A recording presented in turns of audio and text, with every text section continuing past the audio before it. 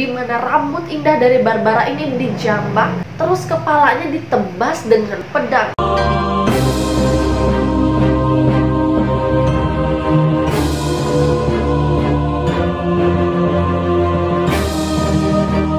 Hai, welcome back to my YouTube channel, dan thank you buat kalian yang sudah klik video ini. Nah, siapa sih di sini yang nggak tahu tokoh Rapunzel gitu kan ya? Tokoh satu ini emang udah terkenal banget dalam film animasi Disney maupun di buku dongeng anak-anak. Nah, kalau sosok Rapunzel yang kalian tahu nih kayak gimana? Oke, pasti rambutnya panjang banget, oke, dimana perempuan cantik ini katanya dikurung di sebuah menara tinggi sama seorang penyihir. Terus tiba-tiba nantinya muncul nih seorang pangeran yang tampan gitu kan ya, yang menolong dia untuk keluar dari menara. Terus akhirnya mereka hidup bahagia. Oke, tapi nggak sebahagia itu guys. Kisahnya nggak semanis itu. Oke, jadi ternyata dongeng Rapunzel ini diambil dari sebuah kisah nyata dari seorang perempuan yang mana sangat berbanding terbalik nih kisahnya dari dongeng-dongeng yang anak-anak baca. Oke, biar kalian nggak pada penasaran, let's get started.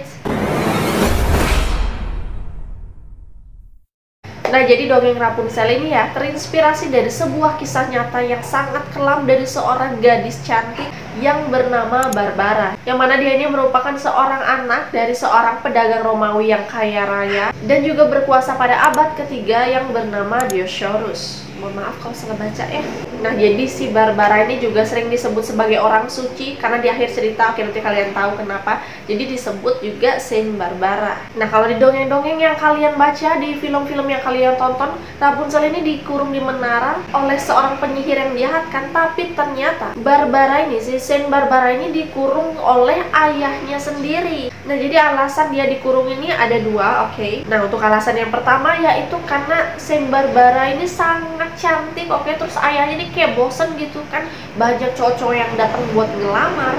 Jadi ayahnya ini capek gitu nolak lamaran, apalagi kalau cowok-cowoknya nggak sesuai sama kemauan atau kriteria dari ayahnya gitu. Nah, ini yang bakal nikah si Barbara, kenapa yang milih si bapaknya? Emang bapaknya yang bakal hidup sama tuh cowok? Enggak juga kan, aneh aja.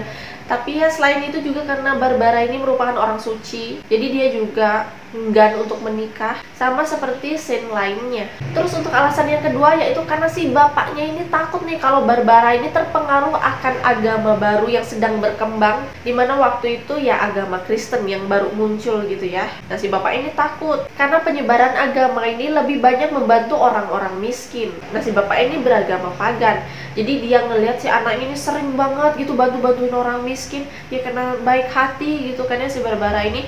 Nah, dia takut lah, wah nih kayaknya anakku ini si Barbara ini bisa-bisa masuk Kristen ya nih. Oke, jadi untuk menghindari hal itu jadi dikurunglah dia di menara, dimana di sana nggak ada pintu sama sekali ya. Oke, jadi kayak ngasih makanan atau ngasih pakaian itu cuma digeret pakai tali gitu loh, kayak mau pengibaran bendera. Oke, kayak begitu ya. Nah, terus singkat cerita, entah dari mana, entah siapa, katanya nih ada orang asing yang menyelipkan sebuah buku di keranjang makanan, yang ternyata buku itu yang diselipkan itu merupakan buku untuk mengajarkannya agama Kristen. Nah, dari sinilah oke, si Barbara ini pun mulai berbohong kepada ayahnya, sampai-sampai di suatu hari dia nih tipu-tipu ayahnya, dia pura-pura sakit dan minta tabib gitu kan ya, dimana yang datang ini ternyata adalah seorang pendeta yang dikenal juga sebagai dokter untuk menyembuhkan jiwa. Dan disinilah si pendeta ini ketemu sama si Barbara, dan di sana dia dibaptis dan oke, fix dia pun memeluk agama Kristen. Dan makin lama, oke, singkat cerita aja deh ya, keimanan dari Barbara ini semakin meronta-ronta, dimana dia ini pingin banget melawan keinginan bapaknya. Dan begitu si bapak ini kebetulan nih lagi ada tugas keluar kota, dia meminta dua orang laki-laki, dia kan lagi kayak menaranya itu masih di dalam proses pembuatan gitu juga ya. Nah, dia meminta dua orang cowok-cowok ini untuk jangan membuat 2 jendela, tapi buatnya 3 jendela sebagai tanda dari Holy Trinity, yaitu the Father, Son, and Holy Spirit. Oke, masalah jendela kelar, udah selesai itu jendela. Oke, terus bapaknya ini pun datang dari luar kota, dan disinilah kisah yang semakin tragis dimulai. Dia pun mengaku ke bapaknya kalau dia ini udah memeluk agama Kristen. Wah, mendengar hal ini, bapaknya ini pun murka, dia marah besar. Rambut si Barbara ini pun dia tarik, dia seret menuju ke penjara. Nah, di sini nggak dijelaskan ya kalau Saint Barbara ini punya rambut yang panjang menjuntai kayak di film-film gitu, nggak dijelaskan. Terus pas sudah sampai persidangan ya, tanpa belas kasihan sedikit pun, ayahnya ini langsung menuntut agar anaknya diadili seadil-adilnya cuma karena ia masuk agama Kristen. Sampai dibawa ke persidangan sama bapak sendiri, yang mana itu sebenarnya bisa ditutupi ya. Kalau dia punya rasa kasihan sedikit atau rasa kasih sayang, ya udah dihukum di rumah aja, dihukum sendiri, nggak usah yang berat-berat. Terus pas di persidangan ini, si hakimnya juga memeluk agama pagan, nyuruh si Barbara nih untuk memilih. Dia memilih untuk meninggalkan atau keluar dari agama Kristen atau pilih disiksa. Tapi ternyata karena rasa cintanya kepada agama Kristen, yang mana dia kayak ngerasa udah cocok gitu ada di sana, jadi dia justru lebih memilih disiksa. Dan waktu itu dia juga berkata, "Fight on your devil." Mungkin dia ngerasa aku masih kuat kok nahan siksaan itu kan, tapi apa kalian tahu ternyata siksaannya nggak segampang itu. Penyiksaan yang didapatkan sangatlah keji, dimana Saint Barbara ini tanpa sehelai pakaian pun dicambuk abis-abisan. Terus dagingnya juga ada beberapa yang diiris, habis diiris ditaburin garam. Mohon maaf, itu kayak lagi masak nabur-naburin garam. Nggak sekalian garnisnya. Terus plating lah tuh cantik, tinggal siap disajikan. Astaga, zaman dulu daging loh, itu orang hidup-hidup daging diiris aja udah perih.